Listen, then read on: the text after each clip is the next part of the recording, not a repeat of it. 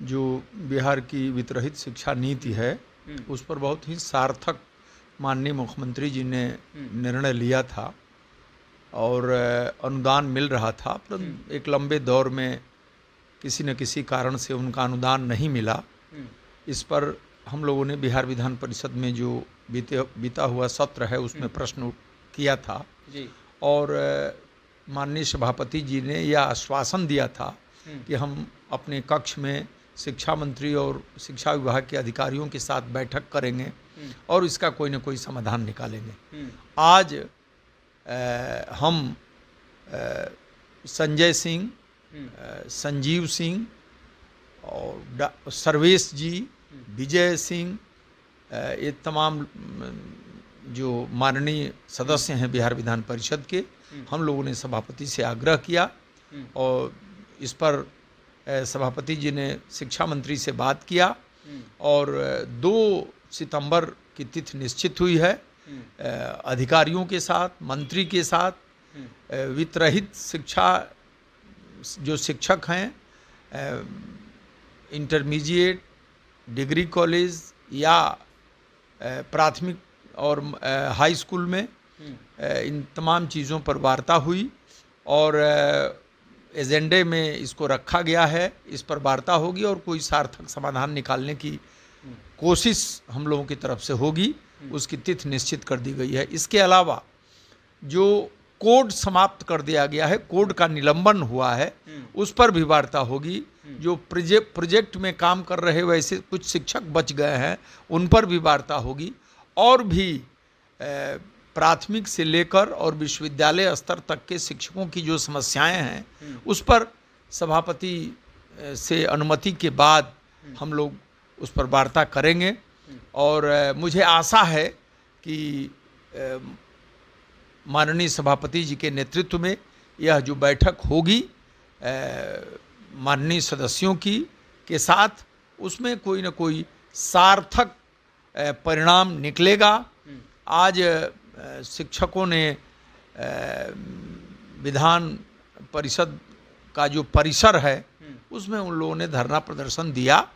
उन लोगों को भी हम लोगों ने आश्वासन दिया है कि हम लोग माननीय शिक्षा मंत्री से और माननीय सभापति जी से बैठकर बात करेंगे। आज बात हुई और तिथि निश्चित हो गई है। हमें पूरी आशा है कि परिणाम सकारात्मक निकलेंगे। वित्त रहित कर्मियों ने बहुत चौंकाने वाला आंकड़ा आप लोगों को बताया सर। जिस वक्त धरना दे रहे थे उस वक्त वो कह रहे थे 300 से अधिक वित्त रहित जो कर्मी हैं, पैसे की अभाव में उनकी जान चली गई। उन कर्मियों का क्या उनके परिजन को अनुदान मिलेगा? देखिए, जो काम किए हैं, जितने शिक्षक वो रहें या नहीं रहें, काम किए हुए समय का पैसा तो उनको मिलेगा ही, उसमें कहाँ दो मत है। वो तो नीति और सिद्धांत की बात है। और निश्चित रूप से जो वित्तरहित महाविद्यालयों में जो काम करने वाले शिक्षक कर्मी हैं, वो चाहे इंटर के हों, चाहे माध्यमिक के हों, चाहे डिग्री कॉलेज के हों, उन्हें कुछ कठिन परिस्थितियों का सामना करना पड़ रहा है और सरकार ने शिक्षा के हर क्षेत्र में और जितनी भी मांगें थीं उसमें सबका समाधान कर दिया है।